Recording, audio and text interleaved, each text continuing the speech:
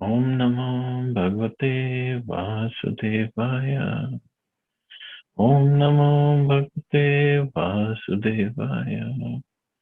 Naranam Namaskritya Naram Jaiva Narottamam Devim Saraswatim Vyasam Tato Jayamudire Nashtaprayeshu Abhadreshu Nityam Bhagavata Sevaya Bhagavati Uttam Shloke Bhaktir Bhavati Naistiki.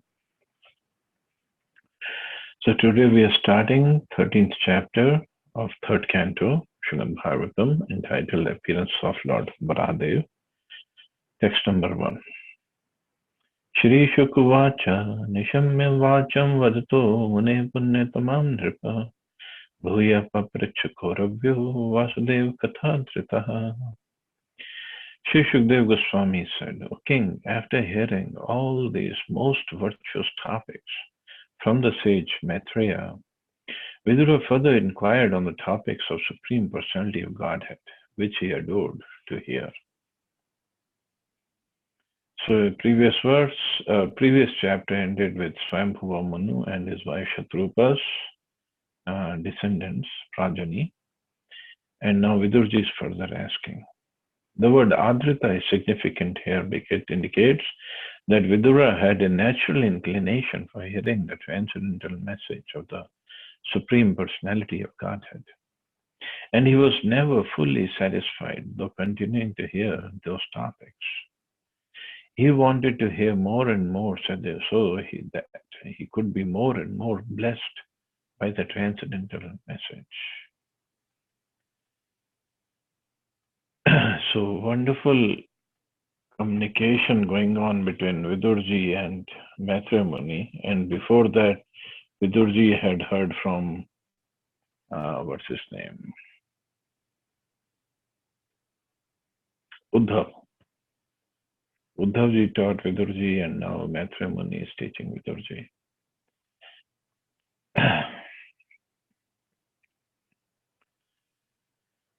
Text 2. Viduruvacha Savai Swayambhuva Samrat Priya Putra Swayambhuva Pratilabhya Priyam Patnin Kim Chakar Tato Mane.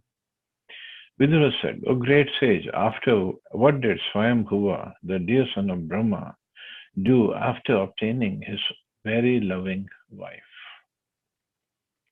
So Swayambhuva, actually Brahma's name given here is Swayambhu. Swayambhu means who appeared without father, mother, means he appeared on his own. So Swayambhu's son is Swayambhuva. Charitam tasya rajarshe radhi rajasya sattama bruhi me shraddha dhanaya vishvaksena shreyo hiyaso. O best of the virtuous, the original king of kings, Manu, was a great devotee of the personality of God at Hari. And thus it is worth hearing of his sublime character and activities. Please describe them. I am very eager to hear.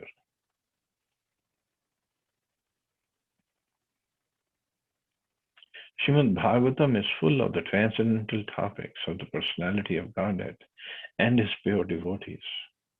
In the absolute world, there is no difference in quality between the Supreme Lord and his pure devotee. Therefore, hearing the topics of the Lord and hearing of the character and activities of the pure devotee have the same result, namely the development of devotion service. So there is, in Srimad Bhagavatam, as we read earlier, there are 10 topics. And one of the topics is Hare Anukathayam or Ish Anukathayam. So Anukathayam, Anu means the follower. So not just like Prabhu said, Bhagavatam is not just the topics of the Supreme Personality of Godhead, it's the topics of his devotees also. And both are equally wonderful because both help us in getting engaged or develop the devotion service in our heart. Text 4. Shutasya punsam suchir shramasya nanvanjasa suribhir litovarthaha Taddat gunanu shravanam mukunda padarvindam hirdeshu yesham. Persons who hear from a spiritual master with great labor and for a long time must hear from the mouths of the pure devotees about the character and activities of pure devotees. Pure devotees always think within their hearts of the lotus feet of the personality of Godhead, who awards his devotees liberation. Transcendental students are those who undergo great penance in being trained by hearing the Vedas from a bona fide spiritual master. Not only must they hear about the activities of the Lord, but they must also hear about the transcendental qualities of the devotees who are constantly thinking of the lotus feet of the Lord within their hearts. A pure devotee of the Lord cannot be separated from the lotus feet of the Lord for even a moment. That's a pure devotee. We love to call each other pure devotee. Of course, that is our humility. But here Prabhupada has given one very big symptom of a pure devotee who cannot be separated from the lotus feet of the Lord for even a moment. Means they're always thinking of, taking shelter of, serving the lotus feet of the Lord. Undoubtedly, the Lord is always within the hearts of all living creatures, but they hardly know about it because they are deluded by the illusory material energy. The devotees, however, realize the presence of the Lord, and therefore they can always see the lotus feet of the Lord within their hearts.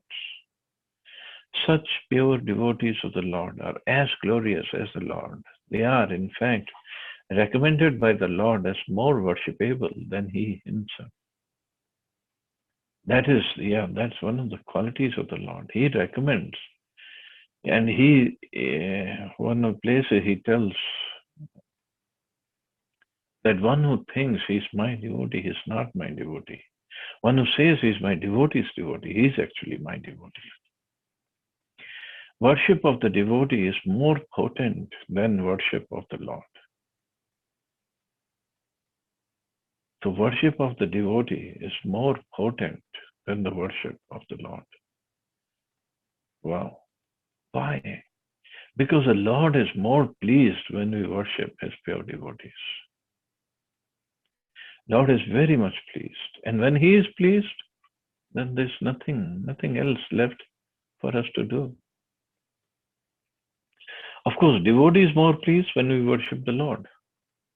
Like Srila Prabhupada for the purpose of training his disciples, he accepted worship, but he always engaged them in the worship of Krishna. So it's a big service for both devotees and the Lord. Lord wants devotees to serve His pure devotees, and pure devotees want the devotees to serve the Lord. Now what to do? So we should do both.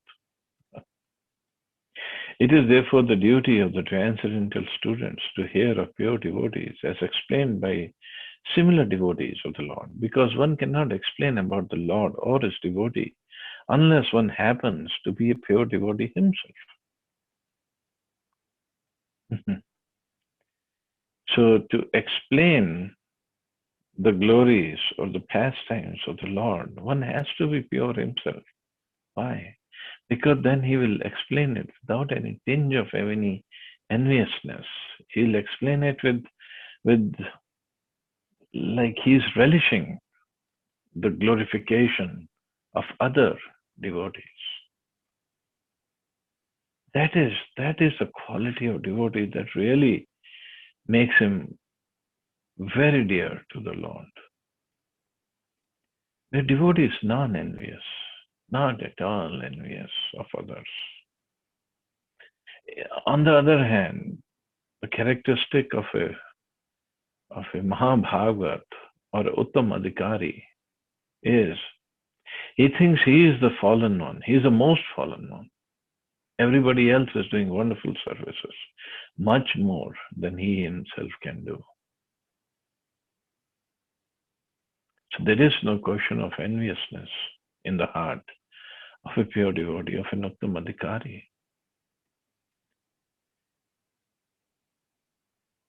Kanishta Adhikari is the one who only sees the Lord, who only serves the Lord, and he has no idea how to deal with the devotees. Madhyam Adhikari is the one who makes differences, who discriminates. Okay, this is a devotee. The Lord I'm going to serve, this is a devotee I'm going to serve. This is an innocent person, I'll show some compassion, but this person is envious, I better kick him out. So we have to see ourselves, where do we stand? Are we at Kanishta level or at Madhyam level or in between, or not even Kanishta level yet actually? At least Kanishta devotees, they worship the Supreme Lord properly, the deity of the Supreme Lord properly.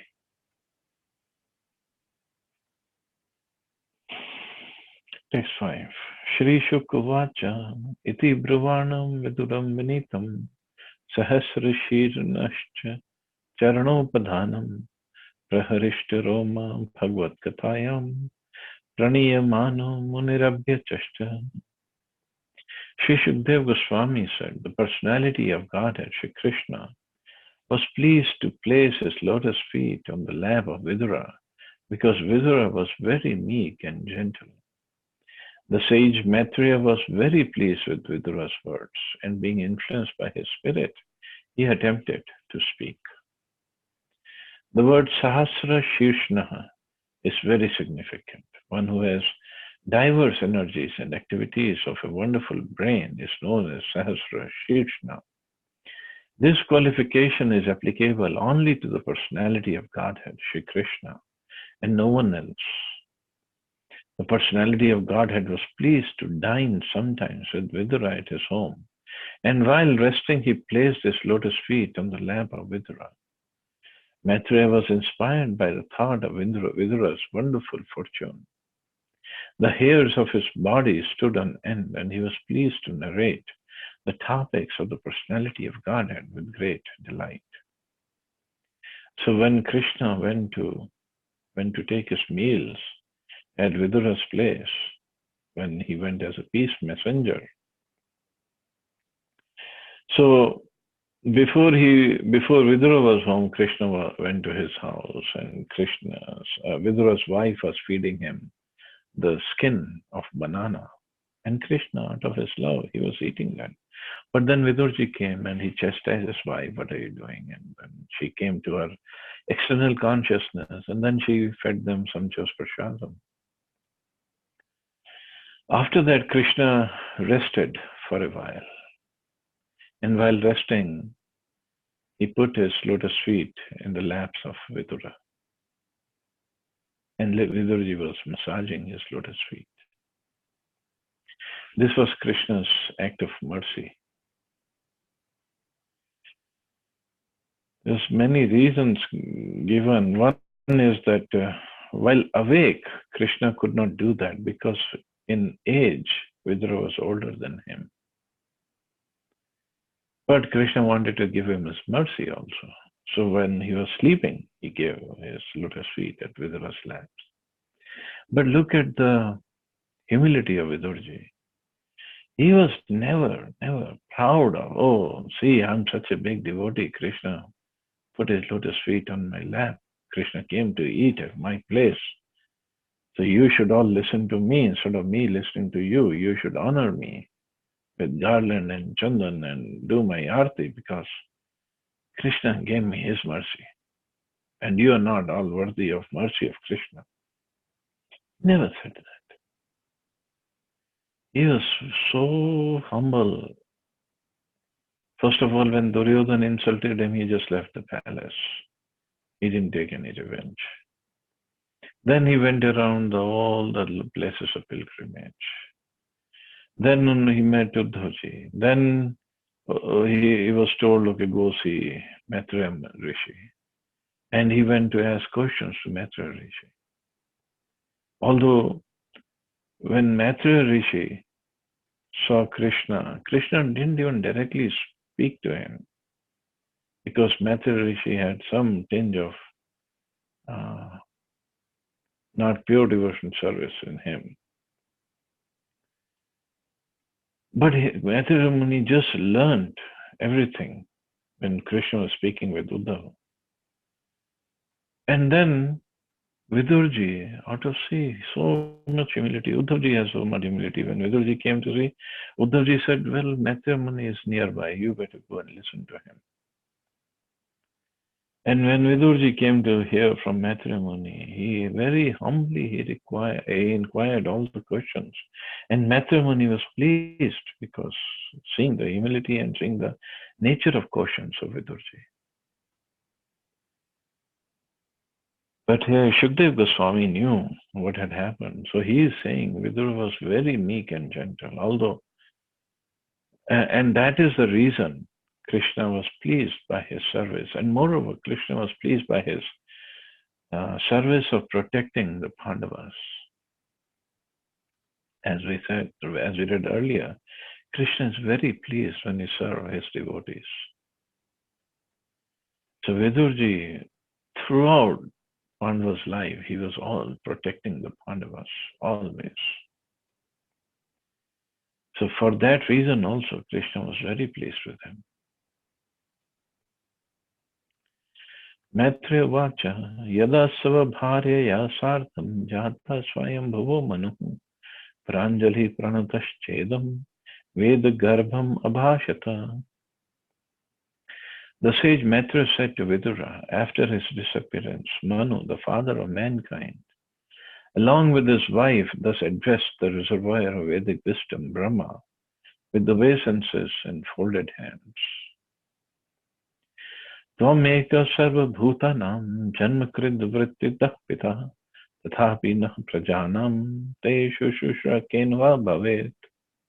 You are the father of all living entities and the source of this subsistence because they're all born of you. Please order us how we may be able to render service unto you. A son's duty is not only to make the father the source of supply for all his needs, but also when he is grown up to render service unto him. That is a law of creation beginning from the time of Brahma.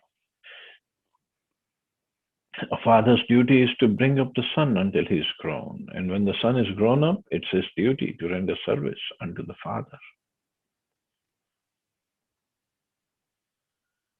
So render service unto the father. This is a very, very high service, son, the duty of a son.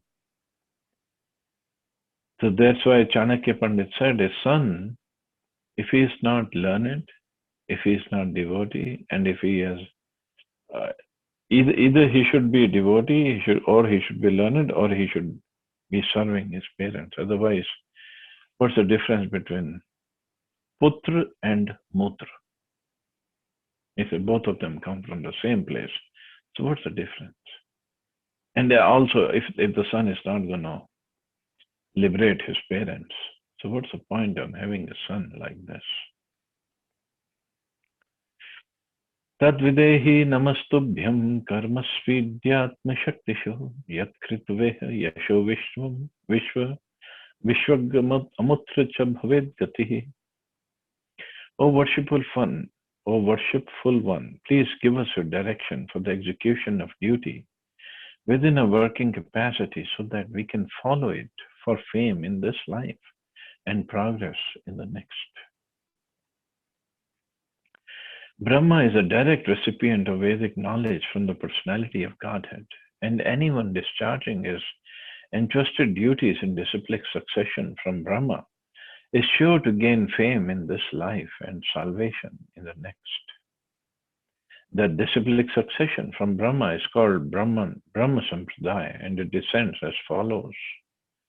Brahma to Narad to Vyas Madhva Muni, who is also known as Purna Pragya, Padmanabha Narhari Madhava Akshobhya Jayatirtha Jnana Sindhu Dayanidhi Vidyanidhi Rajendra Jaya Dharma Purushottam Brahmanya Tirtha Vyasa Tirtha Lakshmipati Madhvendrapuri Ishwarpuri Shri Chaitanya Mahaprabhu Swarup Damodar and Sri Rupa Goswami and others, Sri Raghunath Das Goswami, Krishna Das Kaviraj Goswami, Narottam Das Thakur, Vishwanath Chakravarti Thakur, Jagannath Das Babaji Maharaj, Bhaktivinoda Thakur, Gaur Kishore Das Babaji, and Sri Srimad Bhakti Siddhanta Saraswati, followed by A.C. Bhaktivedanta Swami. So, although Prabhupada writes his name here, he is very humble, but he still writes his name to make sure that we understand the parampara. This line of disciplic succession from Brahma is spiritual, whereas a genealogical succession from Manu is material. But both are on the progressive march towards the same goal of Krishna consciousness. One thing we have to understand, these names are few names. See, if we think from the time of creation to Srila Prabhupada, they are just few names, not too many. But they are the names of the most recognized acharyas. Just like Vyasdev. Vyasdev had many disciples, but here only Madhva Muni or Madhvacharya is mentioned.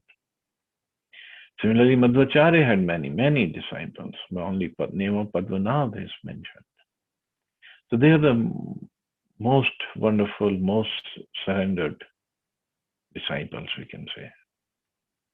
So that's why only few names are given. Text 9. Brahma vacha pritastubhyam aham tata swasti stadvam shitishvara yanirvyaleken hrida shadi me metyatma narpitam. Lord Brahma said, "My dear son, O Lord of the world, I am very much pleased with you and I desire all blessings for both you and your wife. You have without reservation surrendered yourself unto me with your heart for my instructions." The relationship between the father and the son is always sublime. The father is naturally disposed with goodwill towards the son, and he is always ready to help the son in his progress in life. But in spite of father's goodwill, the son is sometimes misguided because of his misuse of personal independence. Every living entity, however small or big he may be, has a choice of independence. If the son is unreservedly willing to be guided by the father is 10 times more eager to instruct and guide him by all means. The father and son relationship, as exhibited here in the dealings of Brahma and Manu, is excellent. Both the father and the son are well qualified, and the example should be followed by all humankind. Manu, the son, unreservedly asked the father, Brahma, to instruct him, and the father, who was full of Vedic wisdom, was very glad to instruct.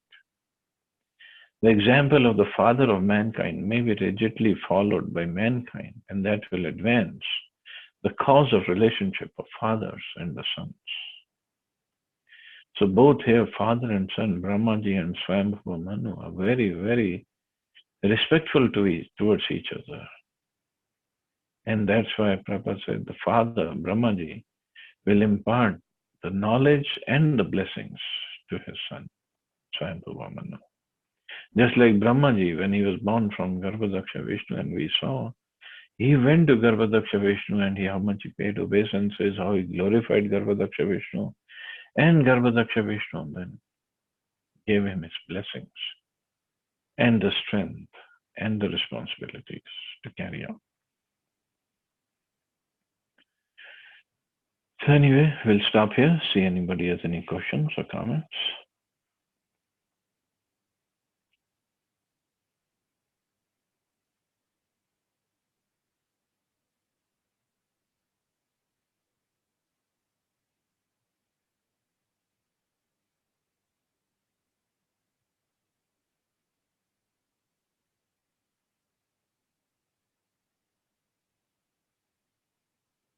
Hare Krishna, Prabhuji.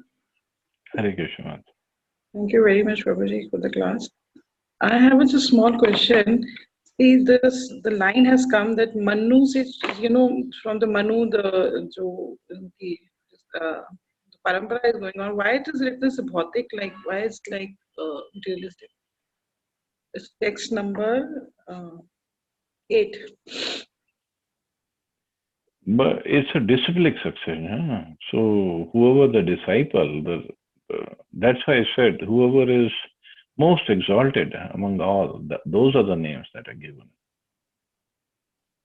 No, that's Yeah. fine. That's given, but in the last paragraph they've written that so these disciple जो चल रहा है, that's all transcendental, and Manu से जो निकलने वाली जो परंपरा है, that's भौतिक. Like why is it materialistic?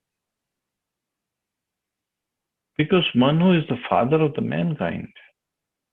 अच्छा, okay. That's why we call Manav. Oh, Because we all came from Manu. okay.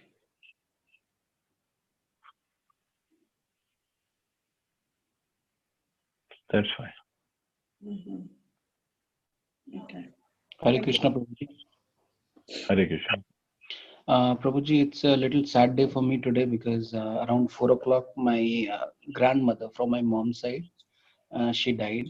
And Oh, Krishna. she was, quite old, I think around 88 or something. And I was happy because Oh, Krishna. 1 year back, she was here in Delhi with me. And I've told her to do Mahamantra Jap till, as much as you can. And she did also. Uh, Today early morning she died, so I will be traveling today to Lucknow immediately, like afternoon. She was in Ayodhya or Lucknow or where? She was in Ayodhya with my parents. Yeah. Oh, yeah. So she left her body in Ayodhya Dham on the Sankranti day. Very, very auspicious actually. Yes, Prabhuji. That way it's very auspicious. And I remember last time when I went and we were going for yatra and you said you have to take care of your grandparents, right? You were serving them. Yes. Yes, Prabhuji. So see, that's nice. You did your service. Yeah, please go ahead. Go ahead with your travel and do the last rites. It's very auspicious actually to leave the body like that. Yep. I know it's sad because we lose association of elders. We'll not get it back. Yeah, she was not well for some time, Prabhuji. Because of the age also, because she was quite old, could be 88, 89. She was not keeping well, and then so as we say, like if at the old age you can't even afford yourself. You cannot get up and things like that. So I think it's everything. Parents were also telling it's like Brahm Muhurt, 4 o'clock she died, and Yeah, 4 o'clock also. Yeah. yeah. So It's very auspicious leaving the body. So you please go ahead, console your parents, and do the whatever is required. yeah, rituals, Prabhu. Okay, Prabhu. Thank you. Hare Krishna. Thank you, Prabhu. Hare Krishna. Hare Krishna, Prabhuji. Prabhuji.